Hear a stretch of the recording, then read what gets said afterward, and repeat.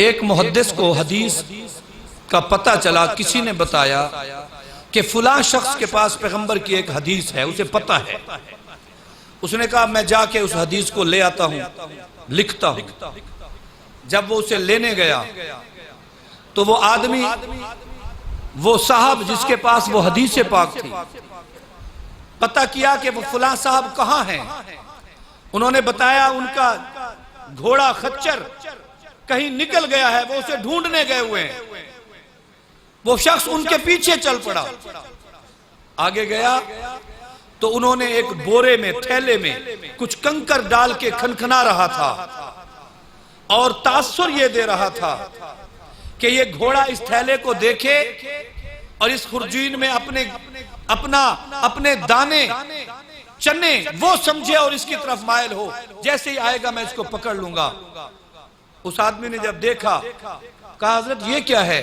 कहने लगा मेरा जानवर निकल गया है, अब मैं भाग तो सकता नहीं इसके पीछे, बूढ़ा आदमी हूं, इसे ये लालच दे के अपने करीब कर रहा हूं ताकि इसको रस्सी बांध के पकड़ सकूं।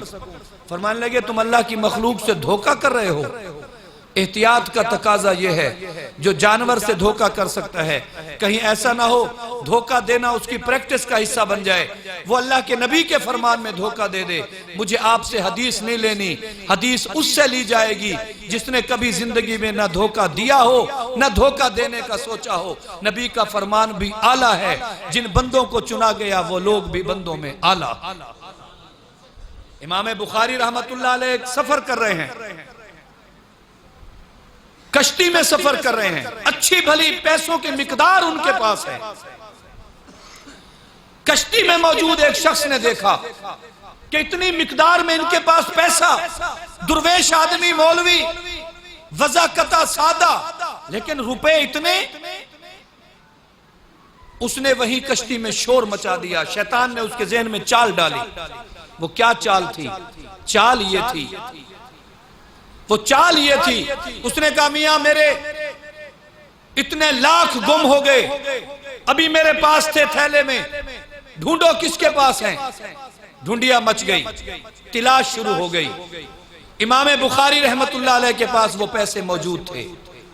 आपने सोचा अगर पैसे मुझसे निकल गए तलाशी के दौरान, मेरी वज़ाकता और सादगी की वजह से लोग समझेंगे ये लाखों दुर्वेश आदमी के पास कहां से आ सकते हैं, जबकि उसकी वज़ाकता ताजरों जैसी है, मुतमव्विल और सरमायादार लोगों जैसी है।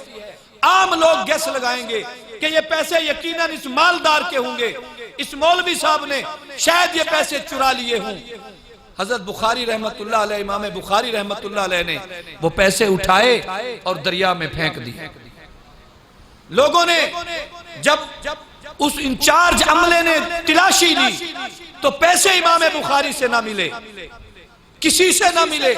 उस शोर मचाने वाले से कहा खुदा के बंदे तूने ऐसा शोर मचाया, पैसे तो किसी के पास नहीं है, कश्ती किनारे नहीं लगी, खुश्की पे कोई आया नहीं गया नहीं, खुश्की से कोई अंदर नहीं आया, यहां से कोई बाहर नहीं गया, पैसे तो इनके पास नहीं है, तूने झूठ बोला और बात खत्म हो गई।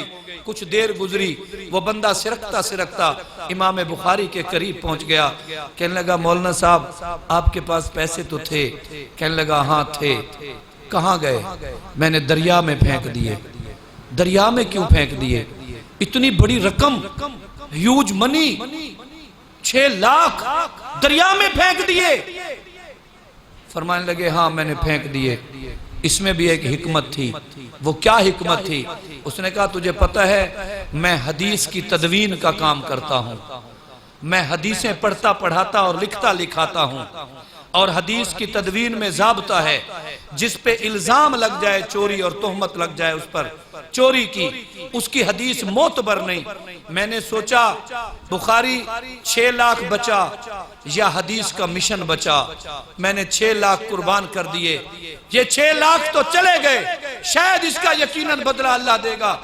मैंने अपने आप को तोहमत से बचा लिया ताकि कल दुनिया को कोई अगर बताए कि फुला साहब ने यह हदीस पेश की है और अस्माए फन और रिजाल वाले, अस्मा और रिजाल वाले लोग उसकी तसल्ली करें, तो पता चले बुखारी वो था जो आसमान पर चमकता सितारा था। मैंने नबी की हदीस की इज्जत के लिए 6 लाख रुपए उठा के दरिया में फेंक दिए।